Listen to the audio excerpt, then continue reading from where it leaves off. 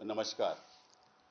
युद्ध विराम होने से हम सबसे पहले तो सेनानियों को, अपनी डिफेंस सर्विसेज को सल्यूट करते हैं कि उन्होंने मुंह तोड़ जवाब दिया और सारा देश इकट्ठा होकर एक ही आवाज़ में कहता रहा कि अब हद हो चुकी है, अब जवाब देना चाहिए। और जिस तरह से डिफेंस सर्विसेज ने तुरंत उनके जो टेररिस्ट कैंप्स हैं उन पे हमला किया, उनकी डिफेंस इस्टेब्लिशमेंट पे हमला किया, लाहौर पे हमला किया, तो इस बात से सारा देश उनके साथ है और आपको सल्यूट करता है। पहली बात तो ये। दूसरी बात कि युद्ध विराम कैसे हुआ, क्यों हुआ, कई सवाल उठते हैं। उसके बारे में मैंने पहले भी कहा था कि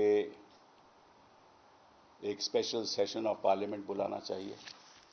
उसके बाद कांग्रेस पार्टी ने, बाकी सब दलों ने भी यही बात दोहराई। उसका जवाब सरकार से नहीं आया। अब युद्ध विराम हुआ है तो निश्चित रूप से हम दोबारा यही सवाल करेंगे कि आप जल्द से जल्द स्पेशल सेशन ऑफ पार्लियामेंट बुलाइए, क्योंकि हम मॉनसून सेशन तक तो वेट कर नहीं सकते। अभी तो उसमें कई महीने बाकी हैं और सवाल उठते रहेंगे और अगर जवाब नहीं मिलेगा तो जो वातावरण है उसमें करवाहट आ जाएगी। हम नहीं चाहते कि वातावरण में करवाहट आए। स्पेशल सेशन का अगर ऐलान करते हैं तो बहुत अच्छी बात है। पिछली बार आपको याद होगा कि जब 26 लोगों को बेरहमी से पहलगाम में मारा गया और टेररिस्ट ने मारा, उस समय उसके बाद ऑल पार्टी मीटिंग हुई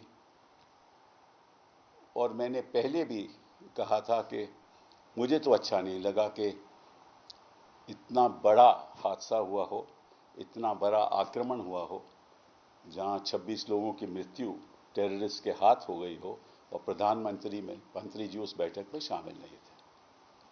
उनको शायद ये लगता था कि बिहार की इलेक्शन ज़्यादा महत्वपूर्ण है।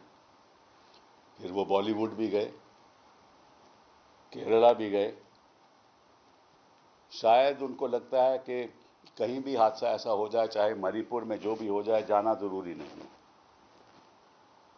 और मैंने ये भी सुना है कि पहलगाम में उनका एक उनको जाना था और वो भी पहलगाम में नहीं गए। उन्होंने अपना जो फैसला था जाने का वो वापस ले लिया, वहाँ नहीं गए। मालूम नहीं क्यों नहीं गए। तो इन चीज़ों पे सवाल उठते हैं और मुश्किल ये है कि कोई सवाल देने वाला है, जवाब देने वाला है नहीं। हाँ? तो ना सवाल उठेंगे ना जवाब मिलेंगे, तो ना सवाल उठते हैं ना जवाब मिलते हैं। इनको लगता है कि शायद हम कौन होते हैं।